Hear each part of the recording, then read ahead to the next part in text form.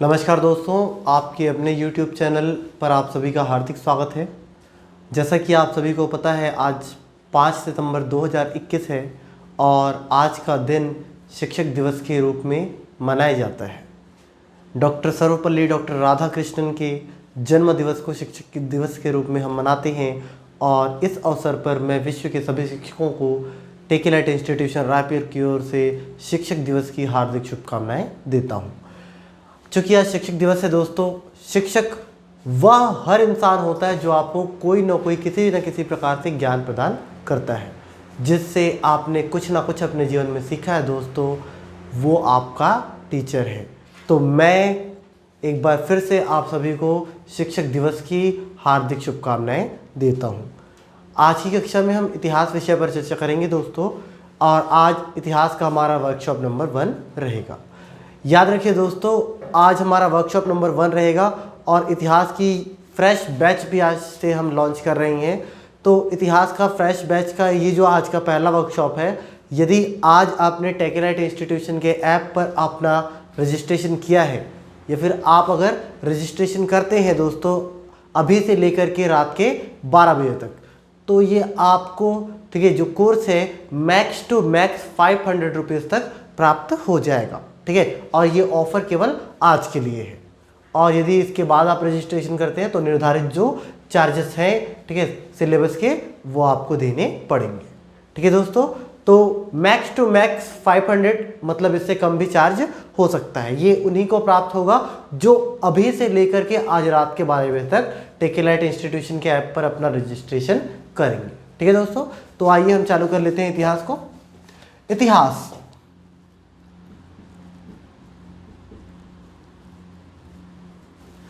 इतिहास जिसे आप हिस्ट्री भी कहते हैं, क्या कहते हैं? हिस्ट्री। याद रखिए, जिसे आप हिस्ट्री कहते हैं वह ग्रीक भाषा के हिस्टोरिया शब्द से बना है। यह जो हिस्ट्री है वह ग्रीक भाषा के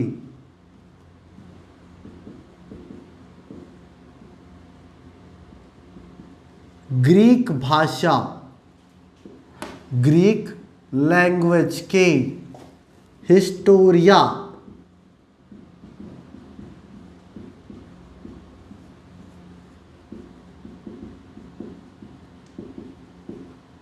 ग्रीक भाषा के हिस्टोरिया शब्द से बना है क्या? History.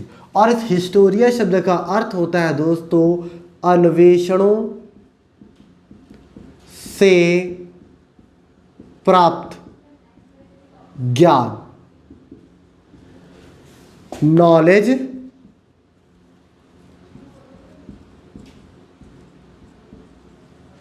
Acquired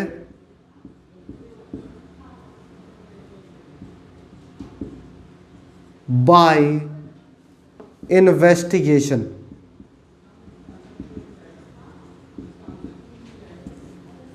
knowledge acquired by investigation, that is history. तो ऐसा ज्ञान जो आपको अन्वेषणों के माध्यम से प्राप्त हुआ है उसे ही आप क्या कहते हैं? हिस्ट्री कहते हैं या इतिहास कहते हैं। दूसरा इंपॉर्टेंट बात याद रखिए दोस्तों, इतिहास शब्द का सर्वप्रथम प्रयोग, इतिहास शब्द का सर्वप्रथम प्रयोग किया था हेरोडोटस ने। किसने किया था दोस्तों? हेरोडोटस ने। इसीलिए हेरोडोटस को हम क्या कहते हैं? इतिहास का पिता कहते हैं।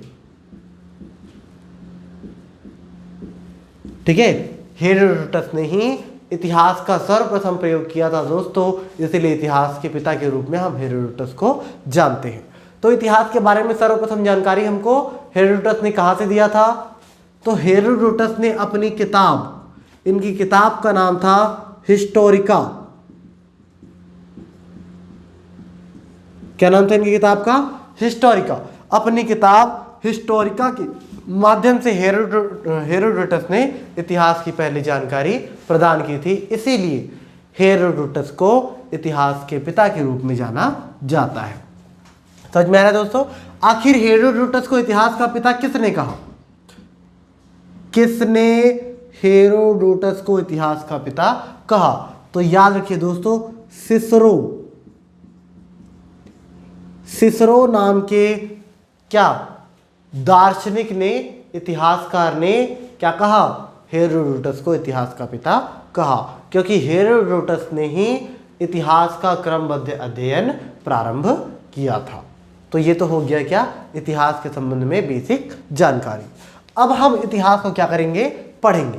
तो इतिहास को अपनी सुविधा की दृष्टि से पढ़ने के लिए हमने क्या किया है? 3 भागों में डिवाइड किया है, 3 भागों में विभाजित किया है।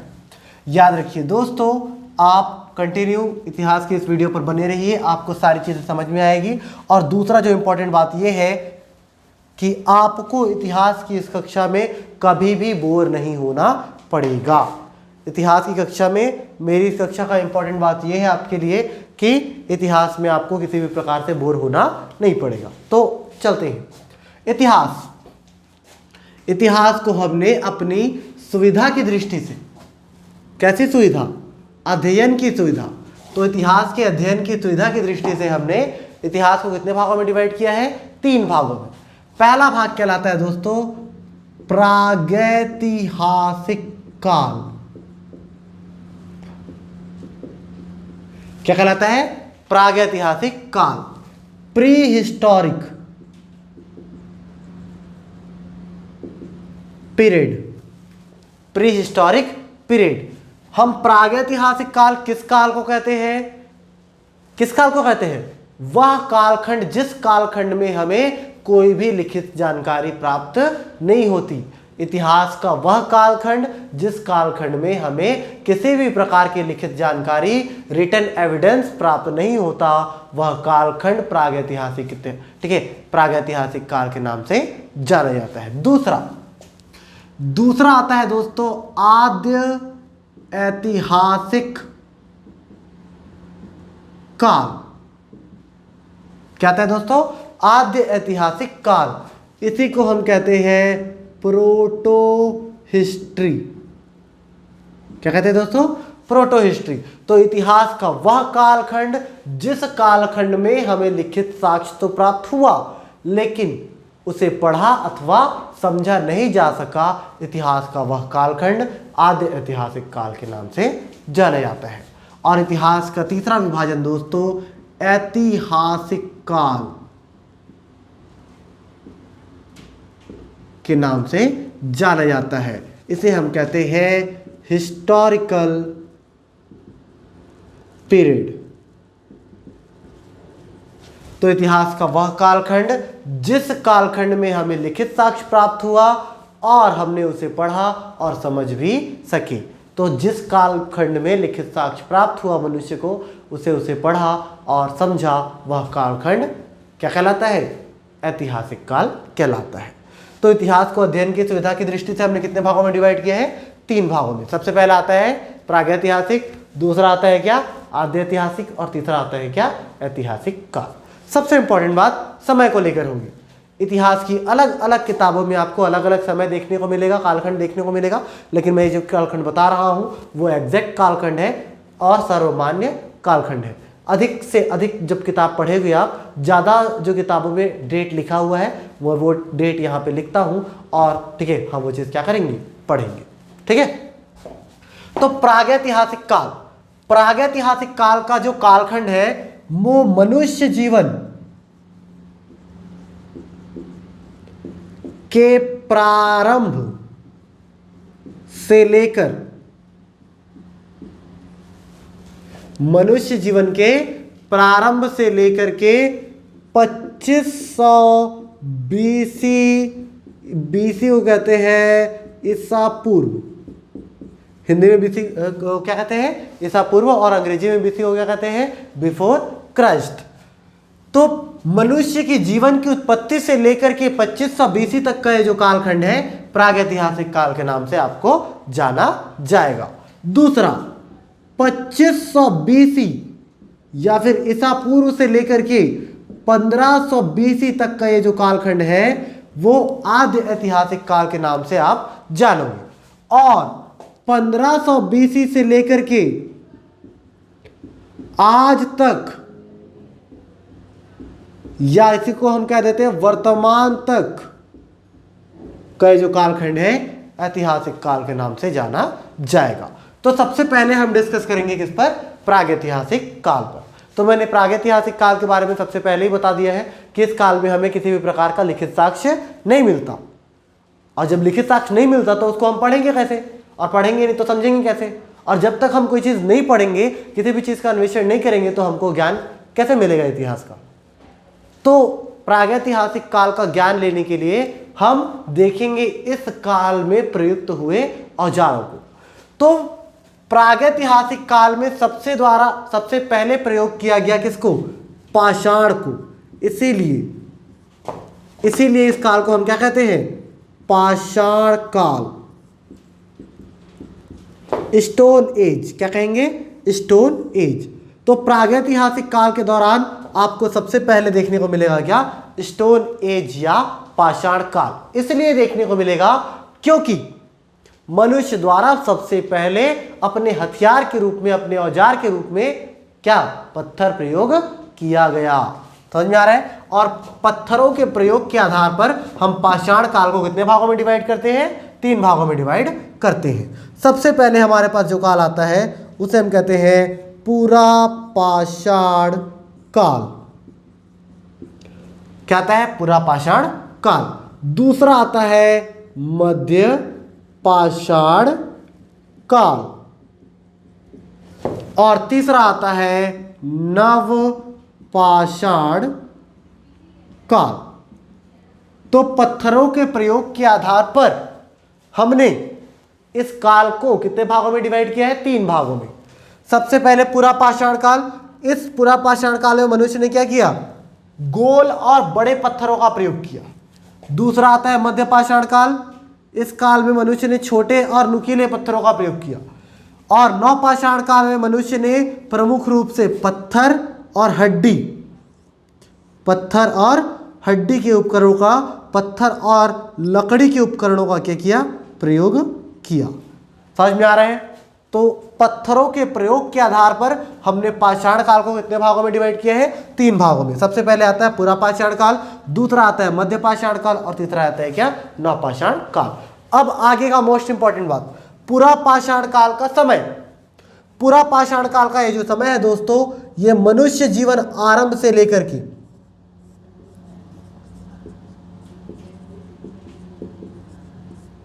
मनुष्य के जीवन के आरंभ से लेकर के 8000 बीसी को क्या कहते हैं? ईसा पूर्व तक का जो कालक्रम है क्या कहलाएगा? क्या कहलाएगा? पूरा पाषाण काल कहलाएगा। याद रखिए 8000 बीसी से लेकर के 4000 बीसी तक का जो कालक्रम है वो क्या कहलाएगा? मध्य पाषाण काल। और इसके बाद आएगा दोस्तों नव पाषाण काल। नव पाषाण काल का जो कालक्रम रहेगा दोस्तों वो होगा, कब से होगा? 4000 बीसी से होगा चालू, और 2500 बीसी में जा करके ये क्या हो जाएगा? खत्म हो जाएगा आपका नव पाषाण काल। समझ में आ रहा है? तो टाइम डेट भी हमने क्या कर लिया? डिस्कस कर लिया। अब मैं थोड़ा थोड़ा इन सब के बारे में आपको बता देता हूं, फिर हम आगे चलेंगे। मैंने पहले ही बताया है ये इतिहास का वर्कशॉप है, और आज हम प्राचीन इतिहास की कंप्लीट वर्कशॉप को करेंगे। और ठीक है, नेक्स्ट वीडियो जब आएगी तो हम क्या करेंगे? मध्यकालीन इतिहास का वर्कशॉप करेंगे, और फिर उसके बाद तीसरे वीडियो में हम क्या करेंगे? आधुनिक भारत का एक वर्कशॉप करेंगे। इससे आपको ये समझ में आ जाएगा कि इतिहास में पढ़ना क्या क्या है और कैसे पढ़ना है। समझ में आ रहा है दोस्तों? मैं बार बार कह रहा हूँ, आज आपके लिए तो नया मौका है। आज आप टेकलेट का ऐप इंस्टॉल करें, इंस्टॉल करके टेकलेट के ऐप में अपना रजिस्ट्रेशन करें, क्योंकि ये जो इतिहास का कंप्लीट कोर्स है आपको ज़्यादा से ज़्यादा 500 रुपये की कॉस्ट में मिलने वाला है। ठीक है? और आज के बाद, आज रात के 12 बजे के बाद अगर आप टेकलेट का ऐप इंस्टॉल करते हैं और अपना रजिस्ट्रेशन करते हैं तो निर्धारित जो आगे शुल्क किया जाएगा इतिहास की वीडियो का, उस शुल्क में आपको वीडियो लेना पड़ेगा। ठीक है दोस्तों? तो हम सबसे पहले थोड़ा सा डिस्कस कर लेते हैं पूरा पाषाण काल पर।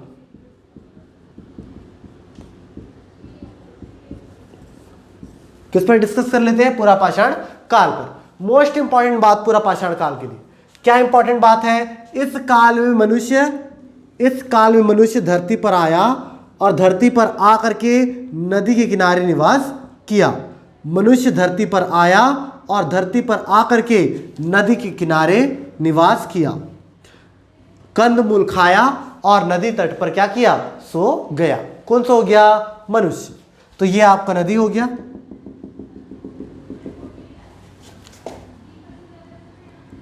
और ये हुआ आपका पेड़ पौधा, नारियल का पेड़ समझ लो, ठीक है। और ये हो गया आपका, ये क्या हुआ आपका, ठीक है, गाजर समझ लो, घास जो नीचे उगा हुआ है, ठीक है। ये मनुष्य बना देता हूं। मनुष्य जब आया इस धरती पर, आया, कंदमूल खाया और सो गया। कहां सो गया, नदी के किनारे। आखिर वो नदी के किनारे क्यों सोआ, कहीं और भी सो सकता था, क्योंकि नदी से उसको आसानी से जल मिल जाता था और नदी के आसपास पानी वाला एरिया रहता था, बेसिन का, है ना। तो वहां पे, ठीक है, अच्छे अच्छे पेड़ पौधे उगे हुए होते थे, उससे वो कंदमूल तोड़ लिया करता था, है ना। तो यही कारण था कि मनुष्य आया और नदी के किनारे निवास किया। तो पूरा पाषाण काल में मनुष्य आया और नदी के किनारे निवास किया। याद रखिए दोस्तों, पूरा पाषाण काल का जो मनुष्य था वो गैदरर हंटर था। क्या था, गैदरर हंटर। गैदरर हंटर को कहते हैं हम खाद्य संग्राहक और शिकारी। पूरा पाषाण काल के दौरान मनुष्य पहले क्या था, खाद्य संग्राहक। वो नदी के किनारे जो भी मिलता था कलेक्ट करता था, रूट्स खोदता था और खाता था। क्या था वो, खाद्य संग्राहक। याद रखिए, जब मनुष्य इस धरती पर था उसी समय इस धरती पर जानवर भी था, ठीक है। हिमयुग के बाद बहुत सारे जानवर आए थे। तो एक दिन क्या हो गया, जब मनुष्य पानी पीने के लिए नदी में पहुंचा हुआ था, उसी समय एक जानवर भी पानी पीने के लिए मनुष्य, ठीक है, कहां पहुंचा हुआ था, नदी में पहुंचा हुआ था। और दोनों आपस में जब, ठीक है, एक दूसरे को देखे तो दोनों के बीच में क्या हो गया, लड़ाई हो गया। दोनों के बीच में जब लड़ाई हुआ तो दोनों को कुछ ना कुछ क्या हुआ, नुकसान हुआ। क्योंकि मनुष्य के सोचने और समझने की जो क्षमता है वो विकसित हो चुकी थी, इसीलिए मनुष्य ने सोचा कि जब वो नदी के तट पर रहते हैं तब जानवर से उनका आमना सामना होता रहता है और इससे उनको क्या होता है, नुकसान होता है। तो क्यों ना वे क्या कर दे, नदी तट को छोड़ दे और छोड़ करके कहाँ चले जाए, पहाड़ों की कंदराओं में चले जाए, किसी ऐसे ऊंचे स्थान पर चले जाए जहां पे जानवर आसानी से ना पहुंच सके। तो उन्होंने, किसने, पूरा पाषाण काल के मनुष्य ने नदी तट को छोड़ दिया और नदी तट को छोड़ करके कहां चले गए, पहाड़ों की कंदराओं में चले गए। ये इनका सीढ़ी है, ये इनका दरवाजा है और ये यहां पे रहते हैं। तो अब जो मनुष्य है वो कहां चले गया है, पहाड़ों की कंदराओं में चला गया है। तो मनुष्य पूरा पाषाण काल के दौरान नदी तट को छोड़ करके पहाड़ों में चला गया है और पहाड़ों में अपना निवास बना लिया है। इसीलिए पूरा पाषाण काल का जो पहला आवाज देखने को मिलेगा उसे आप शैलाश्रय के नाम से जानोगे। किस नाम से जानोगे, शैलाश्रय। शैल का मतलब पत्थर और आश्रय का मतलब निवास स्थान। तो ऐसा निवास स्थान जो पत्थर से बना हो वो क्या कहलाएगा, शैलाश्रय कहलाएगा। तो पूरा पाषाण काल के दौरान आप देखोगे, ठीक है, भारत में पूरा पाषाण काल का जो साक्ष्य आपको मिलेगा मध्य प्रदेश के, ठीक है, किस जिले से, मध्य प्रदेश के अब्दुल्लागंज रायसेन जिले से, अब्दुल्लागंज रायसेन जिले से आपको देखने को मिलेगा क्या, पूरा पाषाण कालीन समय का पहला निवास स्थान। और ये निवास स्थान होगा भीमबेटका की गुफा। तो भीमबेटका की गुफा में पहली बार मनुष्य गए और वहां पे जाकर के क्या किया, निवास किया। जब ये गुफा में चले गए तो ये जानवरों की पकड़ से दूर हो गए और गुफा में रहने लगे। गुफा के ऊपर बहुत सारा पत्थर रखा हुआ होता था दोस्तों, ठीक है, गोल और बड़े पत्थर। तो मनुष्य के मन में, ठीक है, दिमाग आया, ठीक है, उनका दिमाग चला और ये पत्थर को क्या किए, कुछ लोग मिलकर के नीचे ढकेल दिए। और पहाड़ के नीचे क्या बह रही थी, नदी बह रही थी। इस नदी में क्या कर रहा था, जानवर पानी पीने आ रहा था। इस जानवर को पत्थर लगा और ये जानवर मर गया। जब जानवर मर गया दोस्तों इस पत्थर से, जब जानवर इस पत्थर से मर गया तो इस जानवर को ये उठा के लाए और ला करके खाना चालू कर दिए। तो पूरा पाषाण के दौरान ये खाद्य संग्राहक से निकल करके क्या बन गया है दोस्तों, शिकारी बन गए। अब ये जानवरों का क्या कर रहे हैं, शिकार कर रहे हैं। मोस्ट इंपॉर्टेंट बात पूरा पाषाण काल का, जब ये शिकार करने के लिए पत्थर पहाड़ के ऊपर से नीचे गिराते हैं, जब शिकार करने के लिए पत्थर पहाड़ से नीचे गिराते हैं तो पत्थर आपस में टकरा करके चिंगारी उत्पन्न करते हैं और चिंगारी से आग लग जाती है और आग को देख करके जंगली जानवर दूर भागने लगते हैं। तो इस क्रम में दोस्तों पूरा पाषाण काल के दौरान मनुष्य ने किसकी खोज की थी? आग की खोज की थी, लेकिन वो आग का प्रयोग अभी नहीं कर सकता। ठीक है, तो मनुष्य ने पूरा पाषाण काल के दौरान आग की खोज की थी, लेकिन आग का प्रयोग अभी तक मनुष्य ने करना नहीं सीखा है। ठीक है, तो आग का खोज कर लिया मनुष्य ने, शिकार वो कर रहे हैं और जानवर का मांस खा रहे हैं। और इंपॉर्टेंट बात क्या हुआ, पूरा पाषाण काल के दौरान दोस्तों ये चित्रकारी चालू करेंगे। क्या चालू करेंगे? चित्रकारी। क्योंकि इनके जीवन में एक ही काम रह गया ना, पत्थर गिराते थे, जानवर मरता था, उठा के लाते थे और खा लेते थे। तो कुछ इंटरेस्टिंग करना चाहते थे, इसीलिए इन्होंने चालू किया क्या? चित्रकारी। और ये चित्रकारी कहाँ करेंगे? पहाड़ों की दीवारों पे। ये जिस शैलाश्रय में रहते हैं उसी शैलाश्रय में क्या करेंगे? चित्रकारी करेंगे। तो चित्रकारी जो इनके द्वारा किया गया वो किस नाम से जाना गया? शैल चित्र के नाम से। किस नाम से जाना गया? शैल चित्र। तो शैल चित्र भी आपको देखने को मिलेगा, ठीक है, किससे? भीमबेटका की गुफा से। और किसका चित्र बनाएंगे? आप देख रहे हैं ये गुफा है और ये नदी है, तो नदी में क्या रहता है? घड़ियाल, मगरमच्छ। गुफाओं में क्या रहता है? छिपकली। किसका शिकार करते हैं? हिरण का ये लोग। तो इन्हीं सारी चीजों का ये चित्र बनाएंगे। तो शैलाश्रय में, ठीक है, क्या होगा? शैल चित्र बनेगा और शैल चित्र में आपको देखने को मिलेगा घड़ियाल, छिपकली, मगरमच्छ और हिरण और पेड़ पौधों का चित्र। तो ये सारे लोग पूरा पाषाण काल के दौरान चित्रकारी को भी क्या कर देंगे? प्रारंभ कर देंगे। तो एग्जैक्ट पूरा पाषाण काल में क्या क्या हुआ है? सबसे पहला, मनुष्य जो खाद्य संग्राहक था वो अब शिकारी बन गया है। अपनी रक्षा करने के लिए वो कहाँ रह रहा है? पहाड़ों की गुफाओं में रह रहा है और बड़े पत्थरों के माध्यम से शिकार कर रहा है, जानवर का मांस खा रहा है, चित्रकारी कर रहा है और आग की खोज कर ली गई है। ये सारा कुछ हुआ है कहाँ? पूरा पाषाण काल में। अब हम पूरा पाषाण काल से निकल करके जाएंगे कहाँ? नवपाषाण काल में, सॉरी मध्य पाषाण काल में जाएंगे। पूरा पाषाण काल से हम जाएंगे कहाँ? मध्य पाषाण काल में।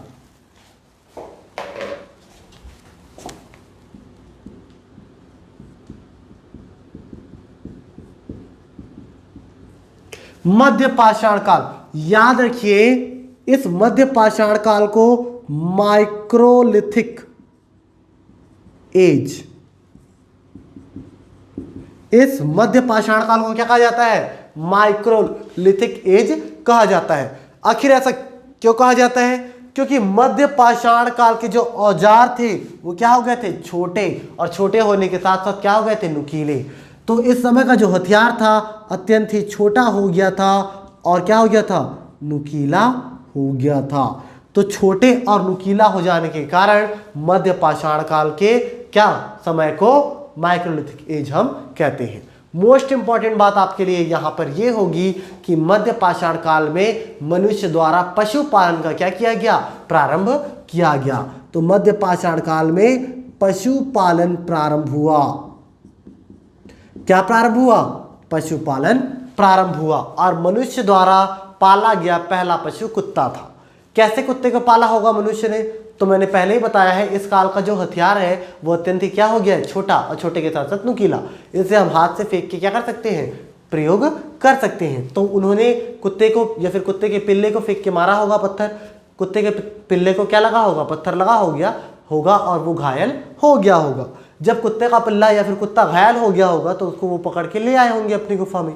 कुछ दिन तक वो गुफा में जीवित रहा होगा और मनुष्य के साथ फैमिलियर हो गया होगा और बाद में उन्होंने क्या कर लिया होगा? उस कुत्ते को ना मारकर अपने साथ रख लिया होगा और यहीं से शुरुआत हुई मध्य पाषाण काल के दौरान क्या? पशुपालन की। तो पशुपालन का शुरुआत मध्य पाषाण काल का क्या है? प्रमुख विशेषता है। आप देखेंगे, क्या देखेंगे? मध्य प्रदेश, और मध्य प्रदेश का आदमगढ़ देखेंगे। आदमगढ़ नाम के स्थान से आपको देखने को मिलेगा क्या? पशुपालन का पहला साक्ष्य। तो ये तो है क्या? मध्य पाषाण काल। तो मध्य पाषाण काल में क्या चालू हुआ है? पशुपालन। ठीक है, अगला अब आएगा नवपाषाण काल। क्या आएगा? नवपाषाण काल। तो नवपाषाण काल का जो सबसे इंपॉर्टेंट बात है दोस्तों, मनुष्य द्वारा किया जाएगा स्थायी निवास। मनुष्य द्वारा क्या किया जाएगा दोस्तों? स्थायी निवास। इससे पहले मनुष्य क्या करता था? घूम घूम के निवास करता था। जहां पे उसको फल मिल जाते थे वो रुक जाता था, जहां पे उसको फल नहीं मिलते थे वहां से चले जाते। जैसे बंदर को देखते हैं ना हम, किसके, हमारे पूर्वज कौन थे? बंदर से, ऐसा कहते हैं ना। तो एट प्रेजेंट आप बंदर को देखते हो कि नहीं? बंदर क्या करता है? जहां पे खाना रहता है वहां पे रुकता है। आपका अगर बाड़ी होगा तो आपको पता होगा, आपकी बाड़ी में यदि भुट्टा लगा हुआ है, यदि करेला लगा हुआ है, ठीक है, और बहुत सारे फल लगे हुए हैं, तो वो वहां पे आके रुकेगा। जब फल पूरा खत्म हो जाएगा वो वहां से चला जाएगा। तो हमारा जीवन भी कुछ इसी प्रकार से था। तो नवपाषाण के दौरान, नवपाषाण काल के दौरान हमने क्या किया? स्थायी निवास किया। तो ये इंपॉर्टेंट बात है। स्थायी निवास हमने क्या बनाया? गर्तावास। क्या बनाया हमने? गर्तावास। गर्तावास मतलब का जमीन को हमने क्या किया? खोदा और जमीन के नीचे अपना क्या बनाया? निवास स्थान बनाया। यही क्या कहलाया? गर्तावास कहलाया। गर्तावास के साक्ष्य आपको जम्मू कश्मीर में बुर्ज होम और गुफ कराल से देखने को मिलेगा। समझ में आ रहा है? तो स्थायी निवास इंपॉर्टेंट बात है। जब स्थायी निवास किया, सबसे इंपॉर्टेंट बात, स्थायी कृषि हुआ। स्थायी कृषि को प्रारंभ किया नवपाषाणकालीन मनुष्यों ने। और जब स्थायी कृषि को प्रारंभ किया, इसके बाद और मोस्ट इंपॉर्टेंट बात आपको आता है पहिए का आविष्कार।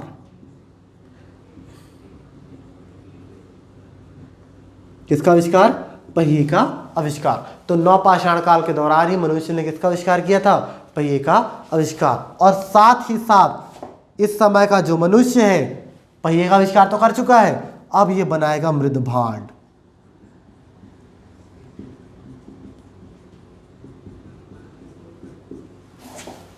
क्या बनाएगा? मृदभांड मतलब मिट्टी का बर्तन। अंग्रेजी में इसी मृदभांड को पोर्टल कहते हैं। क्या कहते हैं? पोर्टल। तो नवपाषाण काल के दौरान मनुष्य ने स्थायी निवास चालू किया है, मनुष्य ने स्थायी कृषि चालू किया है, मनुष्य ने पहिए का आविष्कार किया है ताकि वो खेत से अनाज को अपने घर तक ला सके। और स्थायी निवास ये कैसे करते हैं? गर्तावास में करते हैं। और साथ ही साथ मनुष्य ने मृदभांड का निर्माण किया है। एक सबसे इंपॉर्टेंट बात, और मनुष्य के बदलाव का जो सबसे ज्यादा घोषणा करेगा ये रहेगा शवाधान प्रारंभ। नवपाषाण काल के दौरान मनुष्य ने अपना सांस्कृतिक जीवन क्या किया? प्रारंभ किया। और शवाधान की प्रक्रिया क्या हुई? प्रारंभ हुई। आप देखेंगे जम्मू कश्मीर से ही आपको देखने को मिलेगा ये साक्ष्य कि मनुष्य के साथ साथ उसके पालतू पशु कुत्ते को भी दफनाया जाएगा। तो शवाधान प्रक्रिया प्रारंभ हुई है। इससे आप ये समझ सकते हैं कि सभ्यता का शुरुआत हो चुका है। पूरा पाषाण काल में जो मनुष्य बर्बर और असभ्य था, नवपाषाण काल के आते आते मनुष्य सब सभ्य और क्या हो गया है? सुसंस्कृत हो गया है। समझ में आ रहा है दोस्तों? तो ये तो है पूरा पाषाण काल से लेकर के नवपाषाण काल तक मनुष्य का विकास। अब हम आगे चलते हैं।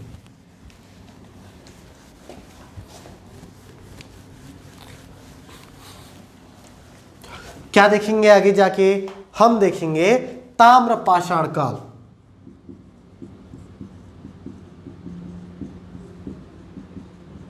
और ताम्रपाषाण काल को भी हम किस में रखेंगे? प्रागैतिहासिक काल में रखेंगे, क्योंकि ताम्रपाषाण काल की भी कोई लिखित जानकारी हमें प्राप्त नहीं हुई है ना। और हमने ये देखा है कि जिस काल में हमें कोई भी लिखित जानकारी प्राप्त नहीं हुई है वो कालखंड क्या है? प्रागैतिहासिक काल है।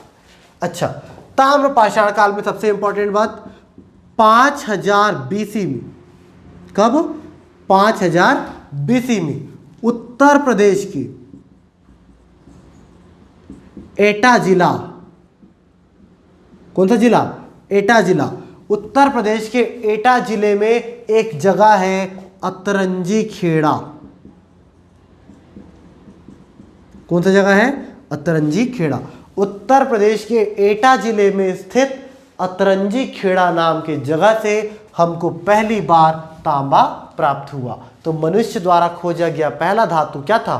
तांबा था। और जिस काल में तांबे के साथ साथ पत्थर का प्रयोग औजार बनाने के लिए किया गया वह कालखंड कहलाया क्या? ताम्रपाषाण काल। तो 5000 बीसी में तांबा तो खोज लिया था, लेकिन उसका प्रयोग चालू हुआ 3000 बीसी में। इसका प्रयोग कब चालू हुआ? 3000 बीसी में। और 3000 बीसी से लेकर के 2000 बीसी तक आपको देखने को मिलेगा क्या? ताम्रपाषाण काल। ताम्रपाषाण काल में होगा क्या? देखो बदलाव होगा। क्या क्या परिवर्तन होगा? सबसे पहले जो मनुष्य नवपाषाण काल के दौरान गर्तावास में रहते थे, अब वो गर्तावास से निकल करके जमीन के ऊपर रहने लगेंगे। तो पत्थर का निवास बनेगा जमीन के ऊपर। समझ में आ रहा है? पत्थर का निवास बनेगा, पत्थरों के घर बनेंगे ताम्रपाषाण काल के दौरान, और जमीन के ऊपर आकर के मनुष्य रहेगा। दूसरी बात, यहां पे चालू होगा महापाषाण संस्कृति। क्या चालू होगा? महापाषाण संस्कृति। और महापाषाण संस्कृति में आप देखेंगे जब किसी मनुष्य की मृत्यु हो जाएगी तब उसके शव को बड़े बड़े शिलाखंडों से क्या कर देंगे? ढक देंगे। यही कहलाएगा क्या? महापाषाण संस्कृति। छत्तीसगढ़ से भी आपको देखने को मिला है करही, भदर, चिरचारी और सोरर जो कि बालोद में है, और साथ ही साथ गढ़धरोहर से आपको क्या मिला है? महापाषाण संस्कृति के साक्ष्य मिले हैं। तो वो सारा कुछ जब हम आगे पढ़ेंगे तो डिस्कस करेंगे डिटेल में। महापाषाण संस्कृति के साथ साथ यहाँ पे तांबे के हथियारों का निर्माण हुआ है। तांबे का हथियार बना है, तांबे का कुत्ता बना है, बहुत सारी जगह देखने को मिलेगा। मध्य प्रदेश, महाराष्ट्र और राजस्थान में आपको ताम्रपाषाणकालीन संस्कृति देखने को मिलेगी, जिसकी चर्चा हम डिटेल में करेंगे। आपको अभी सिर्फ जानना है ताम्रपाषाण काल में 5000 बीसी में पहली बार तांबा खोजा गया, उसके बाद 3000 से 2000 बीसी के बीच में तांबे का क्या किया गया? प्रयोग किया गया। पत्थर का निवास बनने लगा इस समय में, महापाषाण संस्कृति चालू हुआ और तांबे के हथियार बनने लगे, और तांबे के साथ साथ पत्थर को मिलाकर के भी हथियार बनाना प्रारंभ हुआ। ताम्रपाषाण काल चला गया है और इसके साथ ही खत्म हो गया है आपका प्रागैतिहासिक काल। प्रागैतिहासिक काल आपका खत्म हो गया है। अब आप पहुंच गए हैं कहां? आद्य ऐतिहासिक काल। कहां पहुंच गए हैं? आद्य ऐतिहासिक काल में। आद्य ऐतिहासिक काल में आप देखेंगे मनुष्य को लिखित साक्ष्य प्राप्त होगा, लेकिन उसे वो पढ़ या समझ नहीं पाएगा। सबसे पहले आद्य ऐतिहासिक काल में आप देखेंगे सिंधु घाटी की सभ्यता को।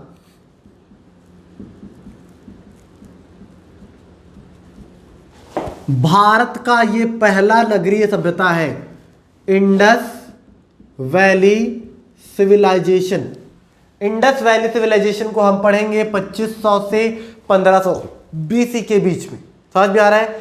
और इसमें हम ये देखेंगे कि जो पूरा पाषाण काल के दौरान मनुष्य असभ्य और बर्बर था, सिंधु घाटी सभ्यता के आने के बाद मनुष्य क्या हो गया था? सभ्य और सुसंस्कृत हो गया था, और साथ ही साथ सांस्कृतिक भी हो गया था। सिंधु घाटी सभ्यता देश की पहली नगरीय सभ्यता थी, और सिंधु घाटी सभ्यता के बारे में जब हम पढ़ते हैं तो हम देखते हैं यह सभ्यता 2 देशों में क्या थी? विस्तृत। एट प्रेजेंट जिसे आप भारत कहते हैं, क्या कहते हैं? भारत। और एट प्रेजेंट जिसे आप क्या कहते हैं? पाकिस्तान कहते हैं। इन 2 देशों में क्या थी? सिंधु घाटी सभ्यता फैली हुई थी। और कैसी आकृति में थी? त्रिभुजाकार आकृति में थी। कैसी आकृति में थी? त्रिभुजाकार आकृति में थी। और इसका क्षेत्रफल था सिंधु घाटी सभ्यता का 13 लाख वर्ग किलोमीटर। सिंधु घाटी की सभ्यता 13 लाख वर्ग किलोमीटर के क्षेत्रफल में फैली हुई थी। इसके उत्तर में मांडा था। क्या था? मांडा, जो कि एट प्रेजेंट जम्मू कश्मीर में है। दक्षिण में दैमाबाद, जो कि कहाँ है? महाराष्ट्र में है। पूर्व में क्या था? आलमगीरपुर। पूर्व में क्या था? आलमगीरपुर। और ये आलमगीरपुर कहाँ है? यूपी में। और पश्चिम में है सूतका गेंडोर। क्या है? सूतका गेंडोर।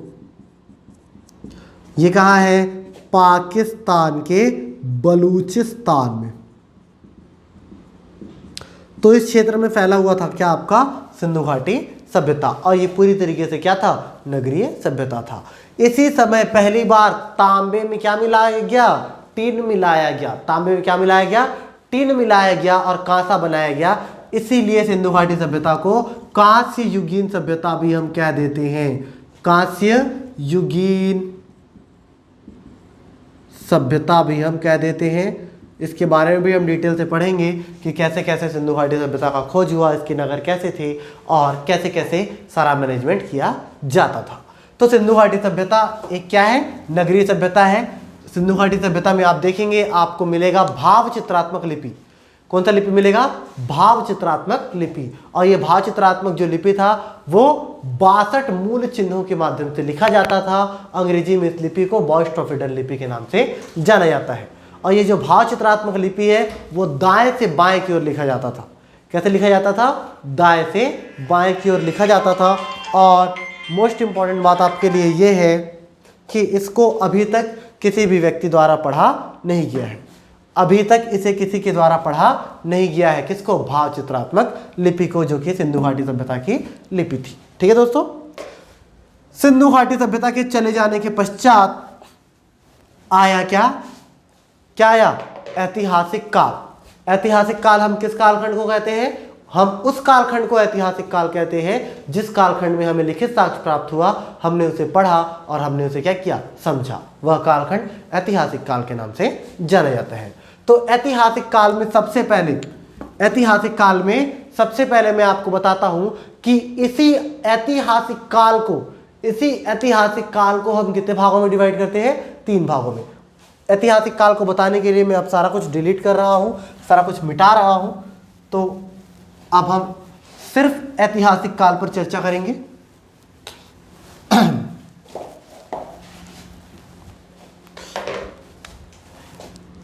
ऐतिहासिक काल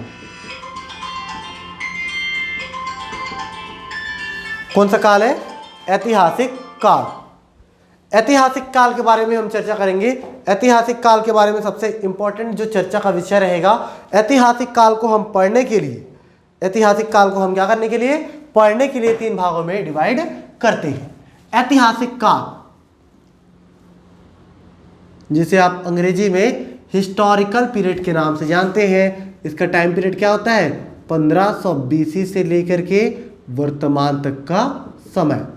इसी ऐतिहासिक काल को हम 3 भागों में बांटते हैं। इसका पहला जो कालखंड है वो कहलाता है प्राचीन काल। क्या कहलाता है, प्राचीन काल, एंशिएंट हिस्ट्री। दूसरा कहलाता है मध्यकाल, मतलब मेडिवल हिस्ट्री। और तीसरा कहलाता है आधुनिक काल, मतलब मॉडर्न हिस्ट्री। तो इसी ऐतिहासिक काल को समझने के लिए हम क्या करते हैं, इसे 3 भागों में बांटते हैं।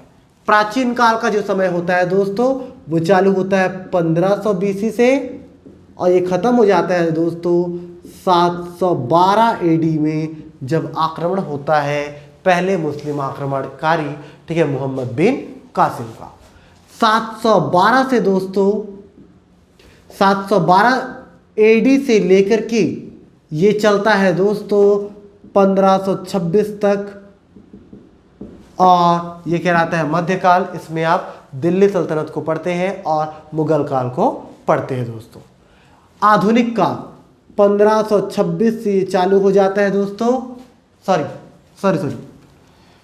मध्यकाल 712 से 1526 एक टाइम है। इसमें आप देखेंगे किसको, मुस्लिम आक्रमणकारियों को, साथ ही तुर्की आक्रमणकारियों को देखेंगे और साथ ही देखेंगे किसको, दिल्ली सल्तनत को।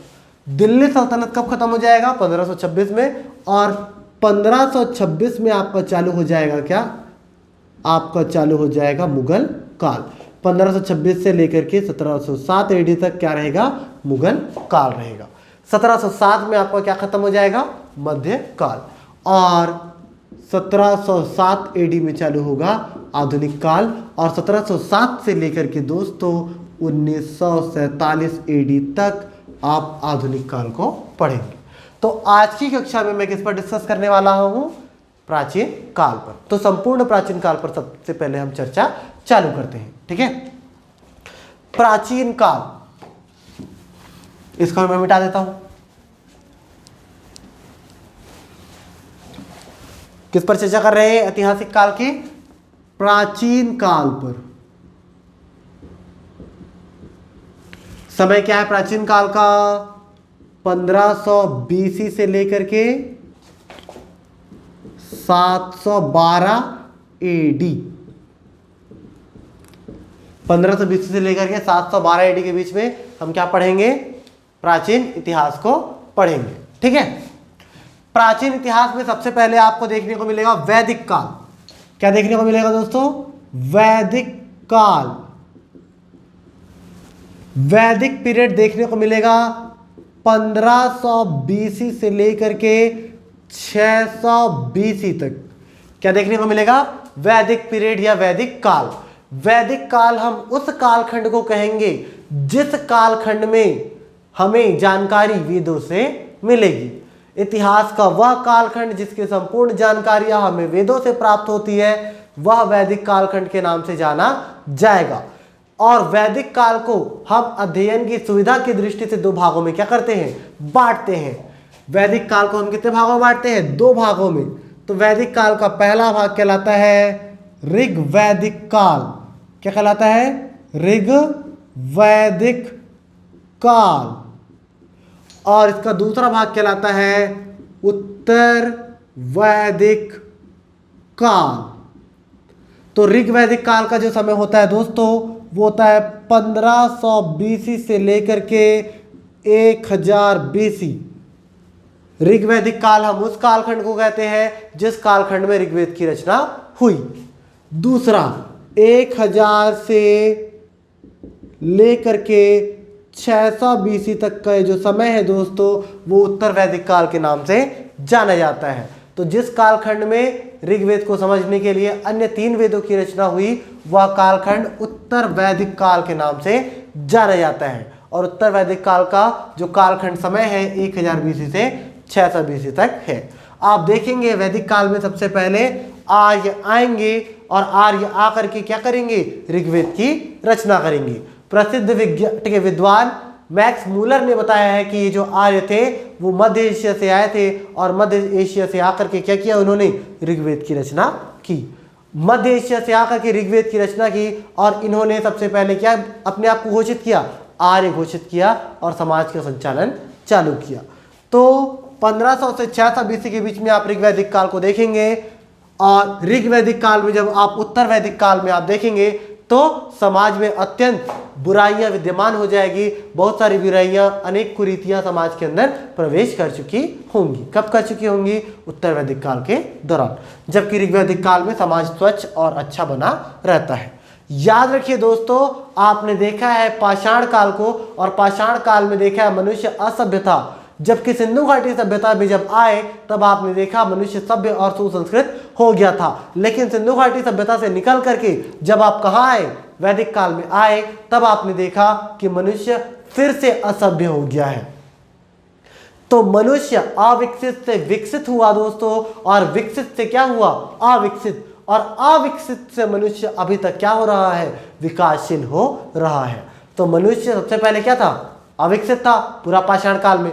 फिर वो विकसित हुआ किसमें? सिंधु घाटी सभ्यता में। फिर से वो क्या हुआ? अविकसित हुआ। कब अविकसित हुआ? वैदिक काल में। और उसके बाद फिर से क्या होगा? वो विकासशील होगा। तो ये विकासशील का दोस्तों दौर अभी तक चल रहा है और ये लगातार ठीक है क्या कर रहा है? अपना समय आगे चला रहा है। तो 1500 से 600 बीसी के बीच में आप वैदिक काल को पढ़ोगे और ठीक है वेद आपको देखने को मिलेगा। इसी बीच में आपके पास 550 बीसी में आएगा रामायण। क्या आएगा दोस्तों? रामायण काल को आप देखोगे 550 बीसी में, और 400 बीसी में आप देखोगे दोस्तों महाभारत को। इन सारी ठीक है चीज़ों की जानकारी मैं आपको डिटेल वाली क्लास में दूंगा। मैं बार बार कह रहा हूँ आज का जो क्लास है वर्कशॉप का क्लास है, तो मैं जो बोल रहा हूँ जहाँ से रिलेट कर रहा हूँ जिस चीज़ को, उस चीज़ को आप समझिए और इतिहास को कैसे पढ़ना है इसकी जानकारी लीजिए। तो रामायण काल 550 बीसी में आया और 400 बीसी में क्या आया? आपका महाभारत काल। जब उत्तर वैदिक काल अपने अंतिम समय में था, मतलब 600 बीसी में, उत्तर वैदिक काल जब अपने अंतिम समय में था तो उत्तर वैदिक काल में अनेक क्या आ गई थी, बुराइयां आ गई थी। और उत्तर वैदिक काल की बुराइयों को दूर करने के लिए दो नया धर्म क्या आया था, अस्तित्व में आया था। तो उत्तर वैदिक काल के चले जाने के बाद सबसे पहले आपको देखने को मिलेगा जैन धर्म। क्या देखने को मिलेगा, जैन धर्म, जैनिज्म देखने को मिलेगा। 540 बीसी में गौतम बुद्ध का क्या होगा, जन्म होगा।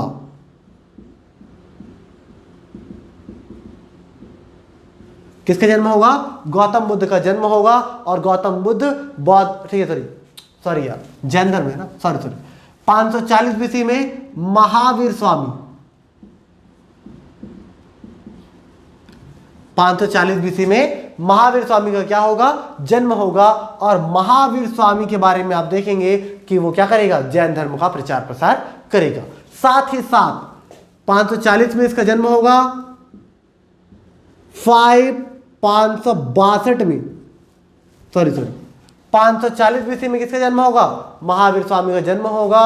और 468 बीसी में, और कब, 468 बीसी में इनकी क्या हो जाएगी, मृत्यु हो जाएगी। किसकी मृत्यु हो जाएगी, महावीर स्वामी की। ठीक है, ये महावीर स्वामी जैन धर्म के क्या रहेंगे, प्रणेता रहेंगे। अच्छा, जैन धर्म के जाने के बाद आएगा बौद्ध धर्म। कौन सा धर्म आएगा, बौद्ध धर्म। बौद्ध धर्म के बारे में देखिए, बौद्ध धर्म के प्रणेता रहेंगे कौन, महात्मा गौतम बुद्ध। महात्मा गौतम बुद्ध का जन्म होगा 563 बीसी में। कब जन्म होगा इसका, 563 बीसी में महात्मा गौतम बुद्ध का जन्म होगा। ठीक है, कब होगा, 563 बीसी में। और 483 बीसी में इनकी क्या हो जाएगी, मृत्यु हो जाएगी। तो वैदिक धर्म में बहुत सारी कुरीतियां आ गई थी। आपको पता है, जब आप किसी चीज से परेशान हो जाते हो तो आप उस चीज से क्या करने लगते हो, भागने लगते हो, और जाके वहां पर छुपते हो जहां पे आपके मन की बात हो रही होती है। तो वैदिक काल में वैदिक धर्म से सभी जनता परेशान हो चुकी थी और वैदिक धर्म से भाग रही थी। इसी समय आया क्या, जैन और बौद्ध धर्म। तो सभी जनता जैन और बौद्ध धर्म के पास जाकर के छुप गई, उसमें जाके सम्मिलित हो गई। तो जैन और बौद्ध धर्म के विकास का ये कारण है कि वैदिक धर्म में अनेक बुराइयां विद्यमान हो गई। तो जिस समय जैन और बौद्ध धर्म चल रहा था जिस समय जैन और बौद्ध धर्म चल रहा था, उसी समय भारत में महाजनपदों का क्या हुआ, उदय हुआ। ठीक है दोस्तों, महाजनपदों का उदय हुआ। मैं ये मिटाता हूं और अब हम देखेंगे महाजनपदों के उदय को।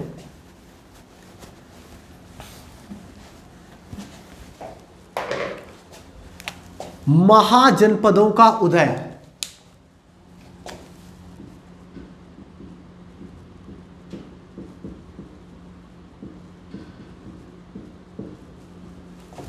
कब हुआ, 600 बीसी में।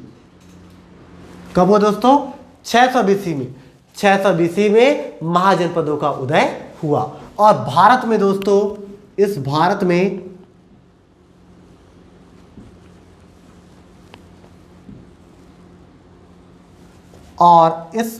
दोस्तों कितने महाजनपद हुए, 6 महाजनपद हुए।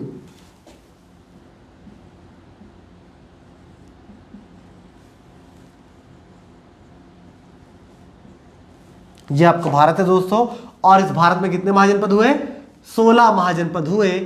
16 में से 14 महाजनपद एट प्रेजेंट कहाँ है, भारत में। जबकि 2 महाजनपद कहाँ है, पाकिस्तान में। पाकिस्तान में कौन कौन से 2 महाजनपद हैं, एक तो है गांधार। एक क्या है दोस्तों, गांधार। इसकी राजधानी है तक्षशिला। क्या है, गांधार। और इसकी गांधार की राजधानी क्या है, तक्षशिला। और एक है दोस्तों कंबोज। और कंबोज महाजनपद की राजधानी है दोस्तों हाटक। तो ये 2 महाजनपद कहाँ है, पाकिस्तान में है। बाकी 14 के 14 महाजनपद आपके भारत में स्थित है। ठीक है, तो महाजनपदों का उदय कब हुआ? 600 बीसी में। अच्छा, 600 बीसी में महाजनपदों का उदय हुआ और 55 साल बाद, कितने साल बाद होगा? 55 साल बाद मगध ने अन्य सभी महाजनपदों को क्या कर लिया? जीत लिया। और मगध साम्राज्य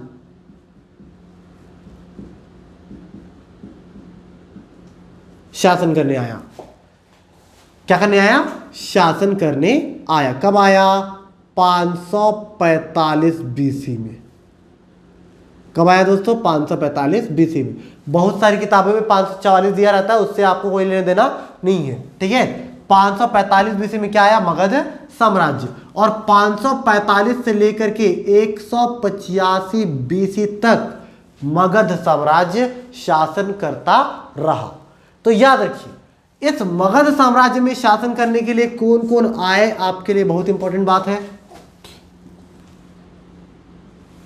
सबसे पहला इसमें शासन करने के लिए आया हर्यक वंश। कौन सा वंश शासन करने के लिए आया? हर्यक वंश। और 545 से लेकर के 545 बीसी से लेकर के 412 बीसी तक हर्यक वंश ने क्या किया? यहां पर शासन किया। 412 से 345 तक इस वंश पर शासन किया शिशुनाग ने, इसलिए इसके वंश को क्या कह रहे हैं? शिशुनाग वंश।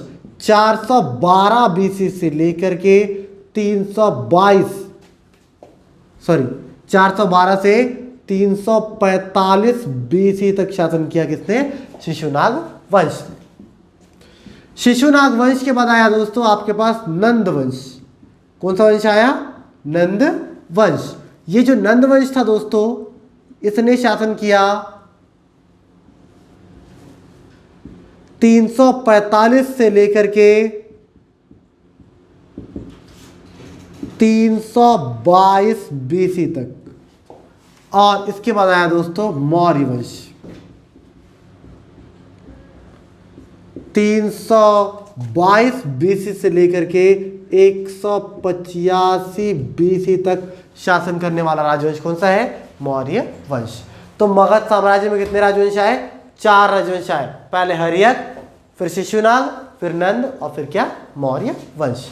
तो मगध साम्राज्य में हर्यक वंश आया। हर्यक वंश को याद रखिए दोस्तों, पितृहंता वंश के नाम से जाना जाएगा। कौन सा वंश? पितृहंता वंश, क्योंकि इस वंश के शासकों द्वारा अपने पिता की क्या कर दी जाएगी? हत्या कर दी जाएगी। तो हर्यक वंश का पहला संस्थापक होगा, कौन होगा? बिंबिसार। कौन होगा? बिंबिसार। इसके बाद आएगा आजाद शत्रु। कौन आएगा? आजाद शत्रु। इसके बाद आएगा उदायन और इसके बाद आएगा नागदशक। उदायन के बारे में मोस्ट इंपॉर्टेंट बात यह है कि इसने क्या किया? कुसुमपुरा शहर को पाटलिपुत्र के रूप में स्थापित किया, जो कि सोन और गंगा नदी के तट पर स्थित है, ठीक है। पाटलिपुत्र शहर स्थापित किया और उसे अपनी राजधानी बनाया। किसने? उदायन ने।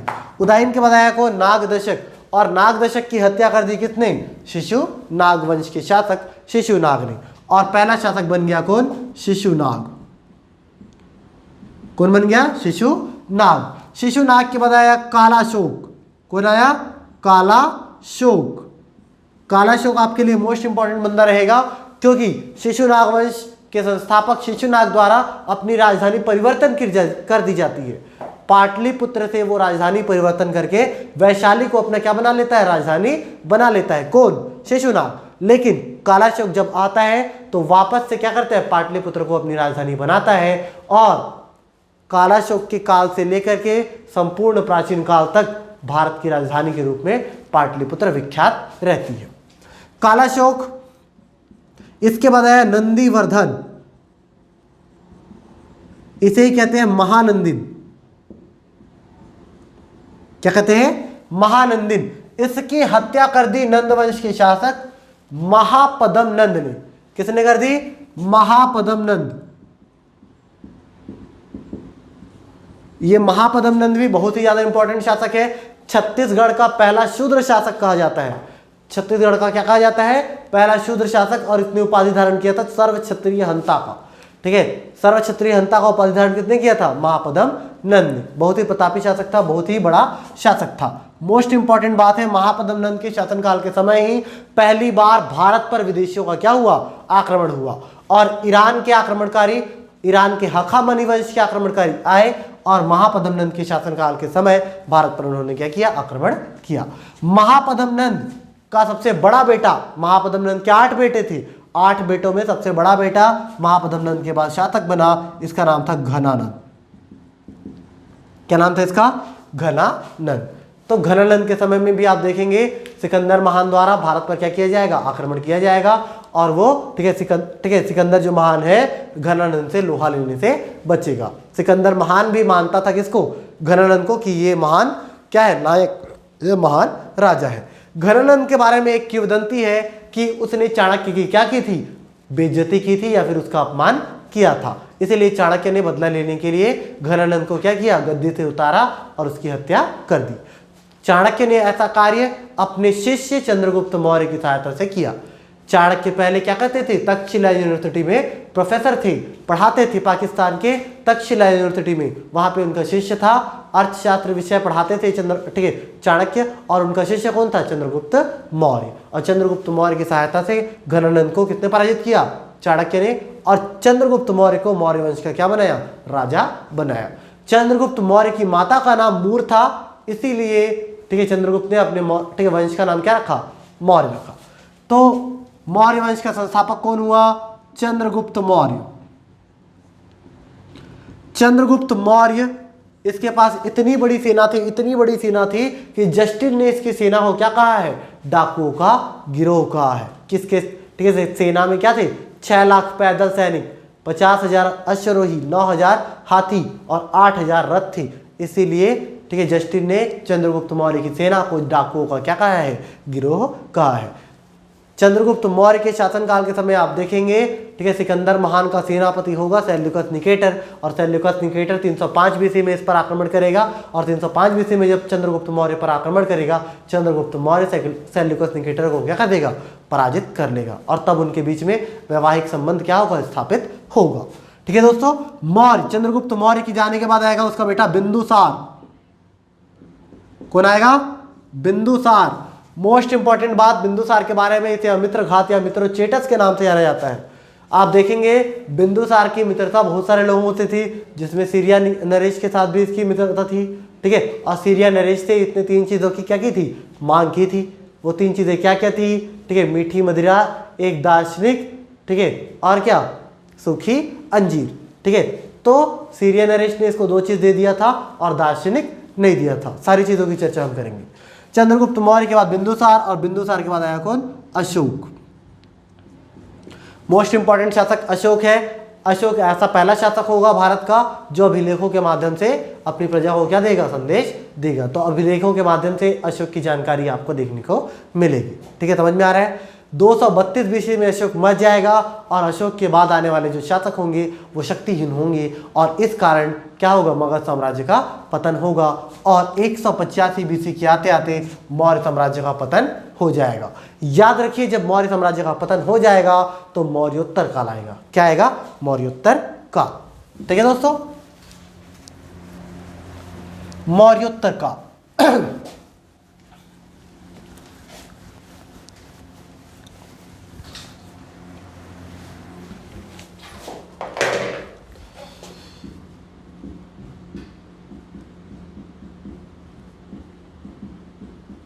कब से चालू होगा?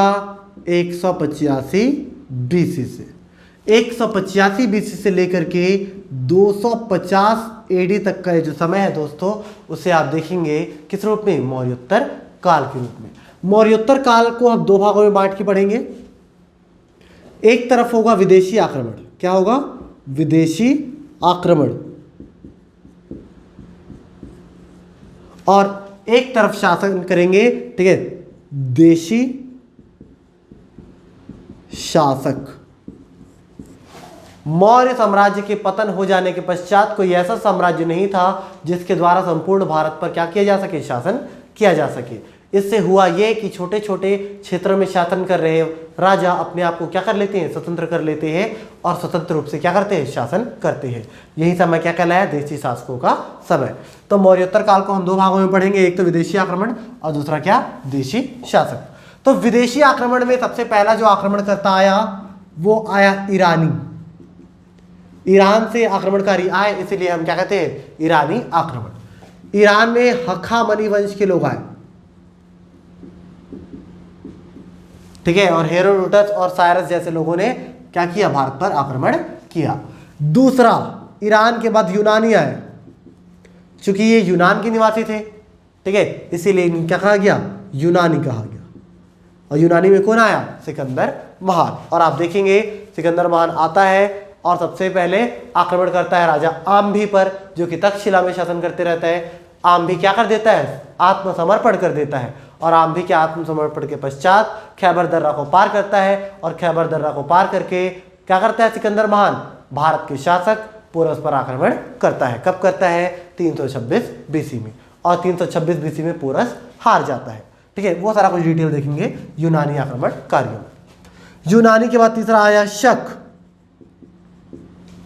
शक को आप सीथियन के नाम से जानते हैं। शक आक्रमणकारी आते हैं, और शकों का सबसे इंपॉर्टेंट आक्रमणकारी आता है, उसका नाम है नेहपान। कौन आता है, नेहपान। चौथा, कुषाण। कुषाण को आप यूची कहते हैं। और शक और कुषाण के बीच में, सॉरी शक के बाद एक और आक्रमणकारी आता है, छोटा सा, पार्थियन। कौन आता है, पार्थियन या पहलव। शक के बाद कौन आते हैं, पार्थियन या पहलव। ये पार्थियन या पहला जो लोग रहते हैं, ठीक है, इनका एक राजा आता है गोंदो फर्निस, और गोंदो फर्निस आकर के ईसाई धर्म का प्रचार करता है। पांचवें नंबर पे आते हैं कुषाण। इंपॉर्टेंट शासक है कुषाण, यूची आप इसे कहते हैं। और कुजुल कड़फिसेस, विम कड़फिसेस और कनिष्क, ये सभी क्या होते हैं, इंपॉर्टेंट शासक होते हैं इस वंश के, ठीक है, कुषाण वंश के, और ये आकर के भारत में शासन करती है।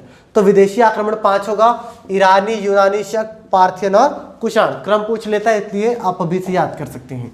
देशी शासकों में, देशी शासकों में सबसे पहले अशोक के चले जाने के पश्चात आता है शुंग वंश। कौन सा वंश आता है, शुंग वंश। शुंग वंश आता है 185 बीसी से लेकर के 60 बीसी तक। कब तक आता है, 60 बीसी तक। क्या आता है, देशी शासक शुंग वंश। शुंग वंश का संस्थापक रहता है पुष्यमित्र शुंग। क्या रहता है, पुष्यमित्र शुंग। और पुष्यमित्र शुंग के बारे में आप जब देखेंगे तो आपको पता चलेगा कि ये बौद्ध धर्म का विरोध करता है और भागवत धर्म का पुनर्जीवन करता है, ठीक है। तो पुष्यमित्र शुंग पहले शासक के रूप में आएगा, फिर उसके बाद अग्निमित्र शुंग आएगा, फिर आएगा भागभद्र, और इसके बाद आएगा देवभूति। कौन आएगा, देवभूति। और देवभूति की हत्या कर दी जाएगी कर्ण वंश के शासक वासुदेव द्वारा। किसके द्वारा कर दी जाएगी, वासुदेव द्वारा। और आ जाएगा कर्ण वंश। कर्ण वंश रहेगा आपके पास 60 बीसी से लेकर के 30 बीसी तक। क्या रहेगा, कर्ण वंश। और कर्ण वंश में आप देखोगे सबसे पहले वासुदेव। किसको देखोगे, वासुदेव को। वासुदेव के बाद आप देखोगे भूमि मित्र को। किसको देखोगे, भूमि मित्र को। और भूमि मित्र के बाद देखोगे आप नारायण को, और नारायण के बाद आपको देखने को मिलेगा सुशर्मन। और सुशर्मन की हत्या कर दी जाएगी सातवाहन वंश के शासक सिमुक द्वारा। किसके द्वारा कर दी जाएगी, सिमुक द्वारा। कब कर दी जाएगी, 30 बीसी में। किसकी हत्या कर दी जाएगी, सुशर्मन की। सुशर्मन कौन रहता है, कर्ण वंश का अंतिम शासक। तो कर्ण वंश के अंतिम शासक के रूप में आप किसको देखोगे, सुशर्मन की। इसकी हत्या कर दी है सातवाहन शासक द्वारा। किसकी हत्या कर दी गई है, सुशर्मन की। और सातवाहन वंश आ गया है। 30 बीसी से ये चालू होगा और 250 एडी तक सातवाहन वंश शासन करेगा। सातवाहन वंश में पहली बार आप देखेंगे अपनी माता के नाम को ये अपने नाम के सामने जोड़ेंगे। कौन जोड़ेंगे, सातवाहन वंश के लोग। पहला इंपॉर्टेंट बात, ठीक है, पहला और इंपॉर्टेंट बात यह है कि इसका पहला शासक कौन था, सिमुक, जिसका संस्थापक था। उसके बाद सबसे पहला शासक आया गौतमी पुत्र शातकर्णी। कौन आया? गौतमीपुत्र सातवाहन वंश का पहला शासक कौन था? सातकर्णी प्रथम।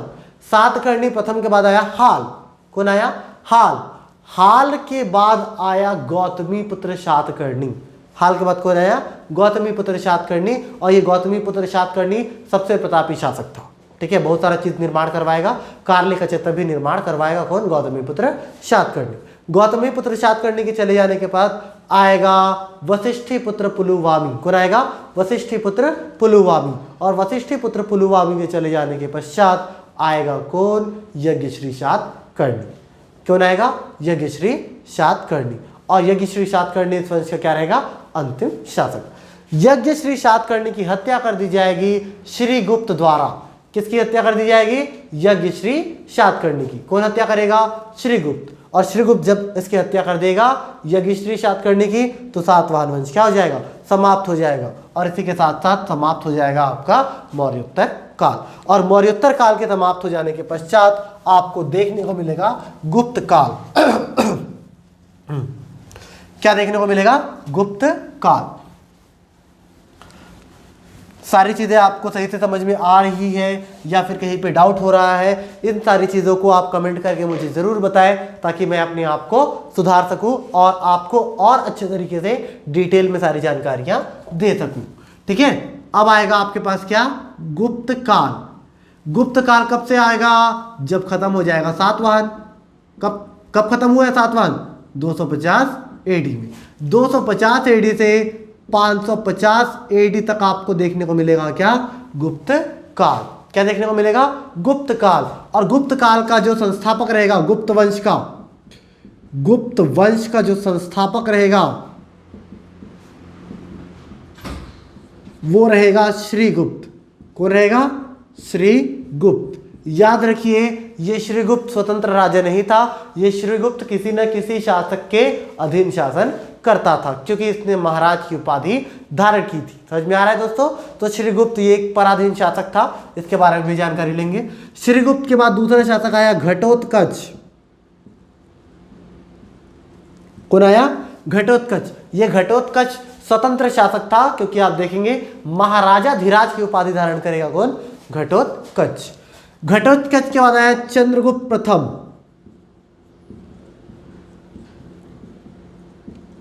कौन आया? चंद्रगुप्त प्रथम। यह इंपॉर्टेंट शासक है।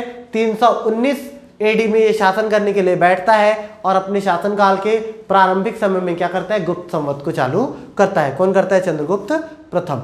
इसी के टाइम पे फाहियान क्या करता है? आता है, भारत की यात्रा करता है। किसके टाइम पे? चंद्रगुप्त प्रथम के टाइम पे। चंद्रगुप्त प्रथम के बाद आता है समुद्रगुप्त। कौन आता है? समुद्रगुप्त। ये इंपॉर्टेंट शासक है, बहुत ज्यादा इंपॉर्टेंट, महा इंपॉर्टेंट कह सकते हैं, बहुत ज्यादा इंपॉर्टेंट। धारणी बद्ध के नाम से जाना जाता है। विंसेंट स्मिथ के बारे में देखेंगे तो कहेगा विंसेंट स्मिथ कि समुद्रगुप्त क्या है? भारत का नेपोलियन है। 100 युद्धों का विजेता है, बहुत सारा चीज जीता है, उत्तर और दक्षिण को भी जीत लिया था, है ना। समुद्रगुप्त का एक चारण कवि रहता है हरिशेन, और हरिशेन क्या लिखता है? प्रयाग प्रशस्ति। और प्रयाग प्रशस्ति के, ठीक है, क्या प्रयाग प्रशस्ति में आपको समुद्रगुप्त के बारे में संपूर्ण जानकारी देखने को मिलती है। तो चंद्रगुप्त प्रथम, इसके बाद आया कौन? समुद्रगुप्त। समुद्रगुप्त के बाद आया रामगुप्त। कौन आया? रामगुप्त। आप देखेंगे ये जो रामगुप्त रहेगा वो शकों से हार जाएगा। शकों से क्या हो जाएगा? हार जाएगा। और शकों ने इस पर आक्रमण सिर्फ इसलिए किया था क्योंकि इसकी पत्नी ध्रुव स्वामिनी अत्यंत ही क्या थी? सुंदर थी। ध्रुव स्वामिनी को पाने के लिए रामगुप्त पर आक्रमण किया था शकों ने। तो ध्रुव स्वामिनी, ठीक है, शकों ने रामगुप्त को कहा कि यदि आप हमें ध्रुव स्वामिनी को सौंप देते हैं तो क्या कर देंगे? हम आपका राजपाट वापस आपको सौंप देंगे। ऐसा किसने कहा? शकों ने कहा। किसको कहा? रामगुप्त को। तो रामगुप्त ने शकों को क्या कर दिया? अपनी पत्नी ध्रुव स्वामिनी को सौंप दिया और अपना राजकाज वापस ले लिया। यह बात पसंद नहीं आया रामगुप्त के छोटे भाई चंद्रगुप्त द्वितीय को। चंद्रगुप्त द्वितीय को यह बात पसंद नहीं आया और चंद्रगुप्त चला गया शकों को पराजित करने, और शकों को क्या कर दिया? पूर्ण तरीके से समाप्त कर दिया और उपाधि धारण किया शकारी। तो शकारी के नाम से जाना जाता है कौन? चंद्रगुप्त द्वितीय। याद रखिए, ये जो चंद्रगुप्त द्वितीय है शकों को पराजित करने के उपरांत विक्रमादित्य की भी उपाधि धारण करता है। विक्रमादित्य।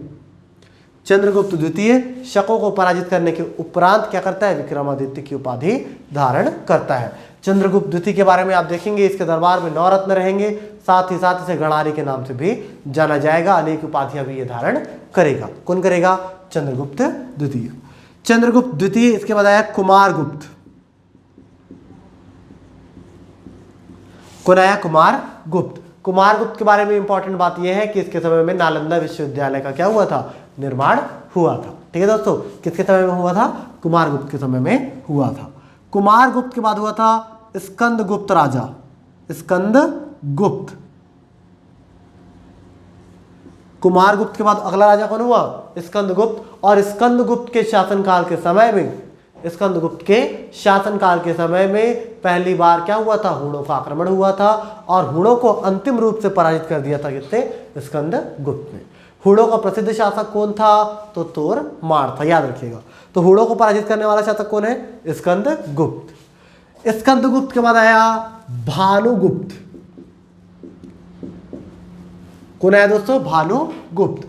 510 एडी में भानुगुप्त का मिलता है एरण अभिलेख, और एरण अभिलेख से आपको ये जानकारी मिलता है कि भानुगुप्त के समय में ही पहली बार क्या हुए थे, लोग सती हुए थे। तो सती प्रथा की जानकारी भानुगुप्त से प्राप्त होती है। भानुगुप्त के बाद आया विष्णुगुप्त। कौन आया, विष्णुगुप्त। ये इस वंश का क्या हुआ, अंतिम शासक हुआ और विष्णुगुप्त की हत्या कर दी गई, ठीक है, वर्धन वंश के संस्थापक द्वारा। और इस प्रकार आपका समाप्त हो गया, क्या समाप्त हो गया, गुप्त वंश। गुप्त वंश 550 में समाप्त हो गया। गुप्त वंश के बाद जो वंश आएंगे आगे, जो कालखंड आएगा, उसे हम गुप्तोत्तर काल के नाम से जानेंगे। गुप्त काल क्या हो गया है, समाप्त हो गया है। अब क्या आएगा, गुप्तोत्तर काल आएगा। गुप्तोत्तर काल में क्या होगा,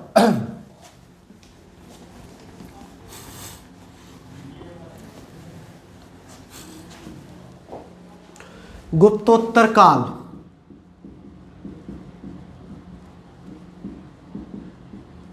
कब चालू होगा, 550 एडी में, और ये चलेगा दोस्तों गुप्तोत्तर काल 800 एडी तक। क्या चलेगा, गुप्तोत्तर काल। इस गुप्तोत्तर काल में सबसे पहले आएगा पुष्यभूति वर्धन वंश। पुष्यभूति का आएगा क्या, वर्धन वंश। कब आएगा, 550 एडी में। याद रखिए 550 एडी में ये वर्धन वंश चालू होगा और 647 एडी में ये क्या हो जाएगा, समाप्त हो जाएगा। समझ में आ रहा है, कौन सा वंश समाप्त हो जाएगा, पुष्यभूति वर्धन वंश। पुष्यभूति वर्धन वंश में सबसे पहले आप देखेंगे इसका जो संस्थापक रहता है वो रहता है खुद पुष्यभूति। कौन रहता है, पुष्यभूति। पुष्यभूति के बाद आता है प्रभाकर वर्धन।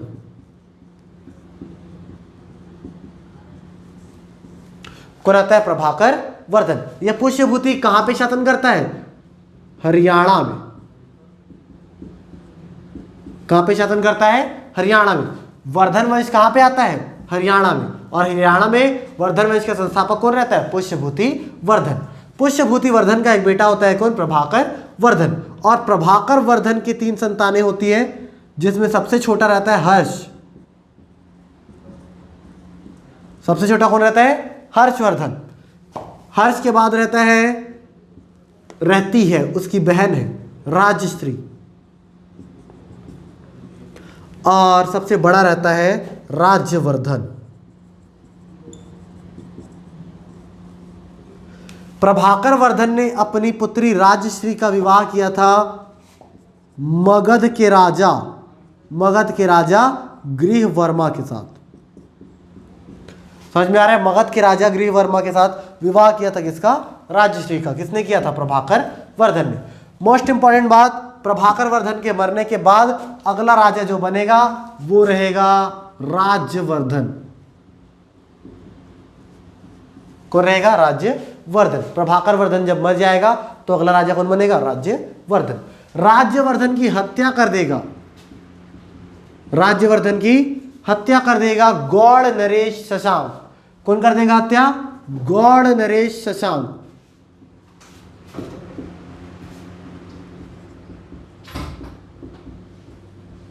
गौड़ नरेश शशांक जो कि ठीक है पश्चिम बंगाल का शासक रहता है, इसकी हत्या कर देता है। उसी समय हर्ष छोटा रहता है और शासन करने के लिए आ जाता है हर्षवर्धन। कौन आता है? हर्षवर्धन। कब आता है? 606 एडी में। कब आता है? 606 एडी में। 606 एडी में हर्षवर्धन शासन करने के लिए आता है और 606 एडी में ही वो चालू करता है हर्ष संवत को। तब वो क्या करता है? गौड़ नरेश शशांक को पराजित करता है, उसकी हत्या करता है, अपने भाई का बदला लेता है। हर्ष को देखेंगे आप, हर्ष को शिलादित्य के नाम से जाना जाएगा। ठीक है, हर्ष बहुत सारा पराक्रमण करेगा और देखेंगे कि ठीक है इस हर्ष को शिलादित्य के नाम से भी जाना जाएगा। समझ में आ रहा है? तो ये चला गया है आपका वर्धन वंश। और वर्धन वंश के चले जाने के पश्चात जब हर्षवर्धन रहेगा वर्धन वंश में, तो जो शक्ति का केंद्र है दोस्तों, जो शक्ति का केंद्र है वो स्थापित हो जाएगा कन्नौज में। कहां पे स्थापित हो जाएगा? कन्नौज में। तो गुप्तोत्तर काल के दौरान शक्ति का केंद्र स्थापित हो जाएगा। कहां पर हो जाएगा? कन्नौज में। कन्नौज का मतलब क्या होता है? यूपी। तो ये है कन्नौज पर अधिग्रहण। याद रखिए दोस्तों, कन्नौज जब शक्ति का केंद्र बन जाता है तो तीन बड़ी शक्तियों द्वारा कन्नौज को प्राप्त करने के लिए संघर्ष किया जाता है और संघर्ष 200 वर्ष तक किया जाता है। इसीलिए इस कालखंड का नाम है त्रिपक्षीय संघर्ष। क्या है ये? त्रिपक्षीय संघर्ष। त्रिपक्षीय संघर्ष आपका चालू होगा दोस्तों। ठीक है, कब चालू होगा? जब हर्ष चला जाएगा 650 एडी में। 650 एडी से लेकर के लगभग 850 एडी तक आपका चलेगा क्या चलेगा? त्रिपक्षीय संघर्ष। और इसमें तीन पक्ष रहेंगे।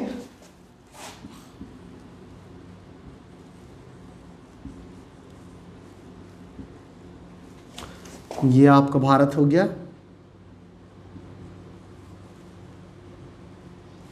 ठीक है, और ये आपका हो गया क्या? कन्नौज। क्या है आपका? कन्नौज। कन्नौज मतलब यूपी। तो कन्नौज को प्राप्त करने के लिए तीन बड़ी शक्तियां आएगी। सबसे पहले आएगा पाल वंश। कौन आएगा? पाल वंश। पाल वंश का संस्थापक रहेगा गोपाल। पाल वंश का संस्थापक कौन रहेगा? गोपाल। और ये पाल वंश आएंगे और त्रिपक्षीय युद्ध में क्या करेंगे? भाग लेंगे। उसके बाद राजस्थान, यहां रहेगा गुज्जर प्रतिहार।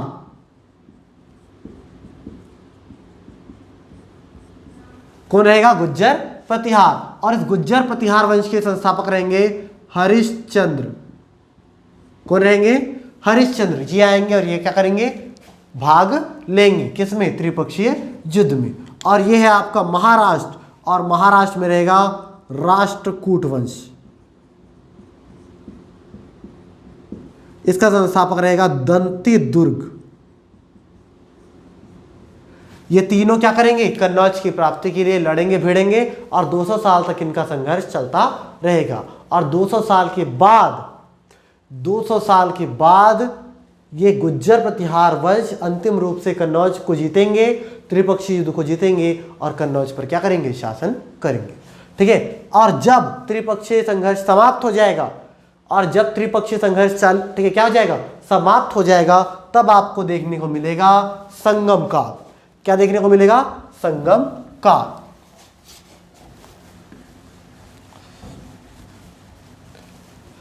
तो एक तरफ आपको इसके बाद क्या देखने को मिलेगा? संगम काल।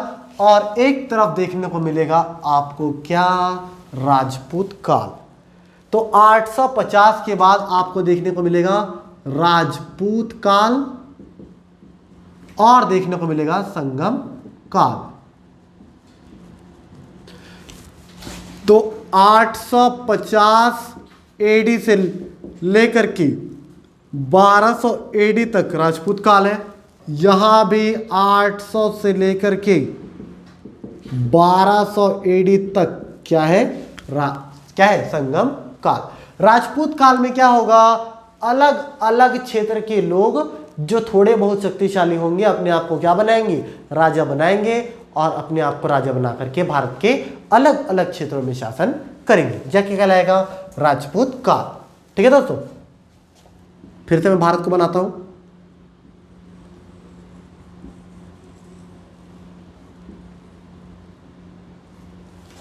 ये आपका भारत हो गया।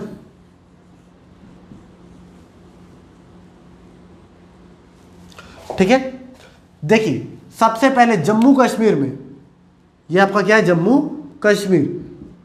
राजपूत काल के दौरान जम्मू कश्मीर में 3 राजवंश शासन करेंगे।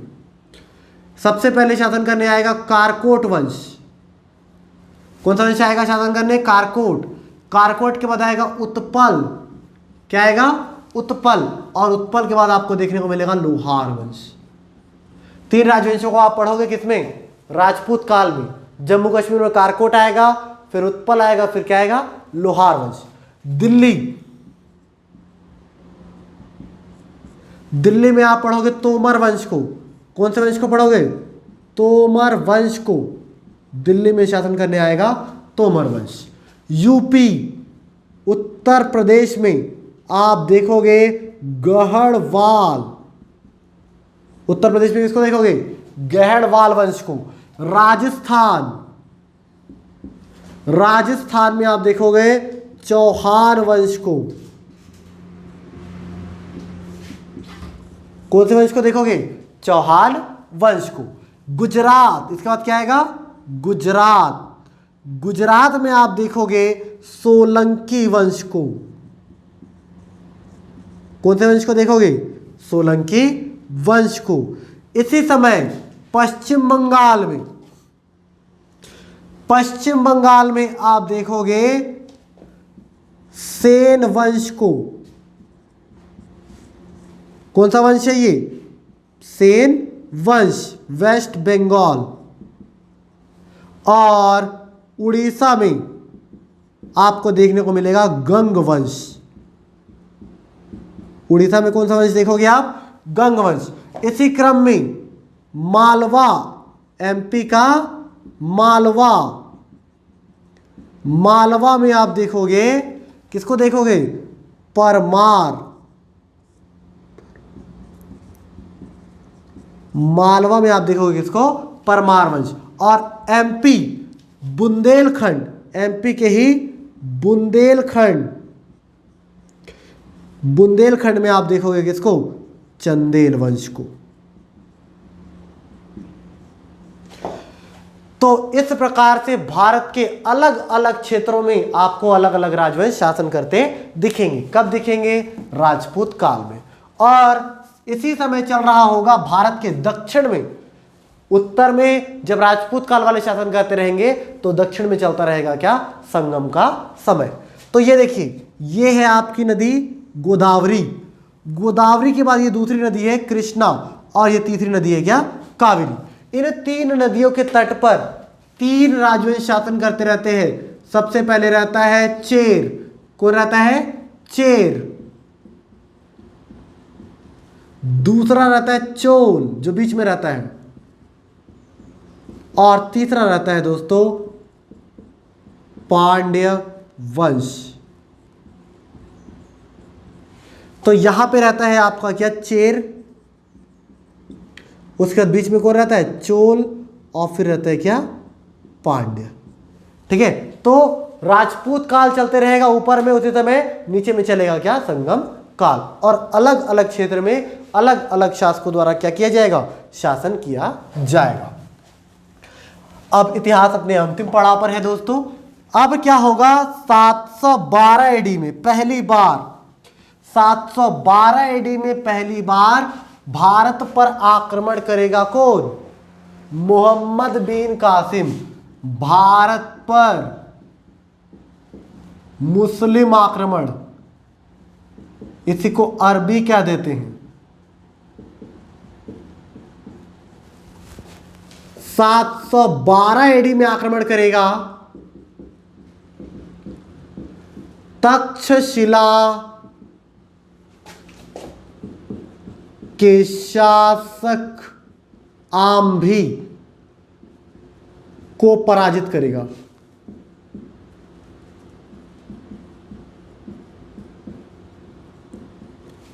ठीक है। 712 AD में कौन आक्रमण करेगा? मोहम्मद बिन कासिम। कौन करेगा? मोहम्मद बिन कासिम